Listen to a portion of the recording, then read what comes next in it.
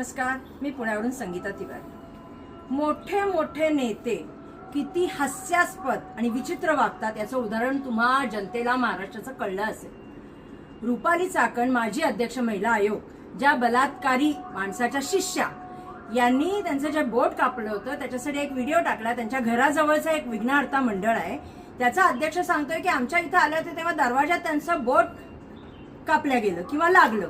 अरे महाभागा, जेव्हा बोट जातं तेव्हा नख कशी सेफ राहतात, जखम बघ। आणि तसंच त्याच राष्ट्रवादी काँग्रेसच्या अध्यक्ष म्हणतात माझा पण बोट दरवाजामध्ये आलं।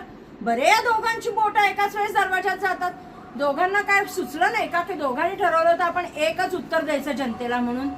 जनता काय एवढी तुम्हाला वेडी वाटते का? लक्षात घ्या, जनता आता वेडी नाही राहिलेली आहे, जनतेला सगळं कळलेलं आहे। तुम्ही किती व्हिडिओ टाका, किती मंडळांना व्हिडिओ करायला लावा, खरं ते खरं आहे। तेव्हा आता आपण किती साफ होत ते स्पष्टीकरण द्यायचं। ताई थांबवा। जय हिंद, जय महाराष्ट्र।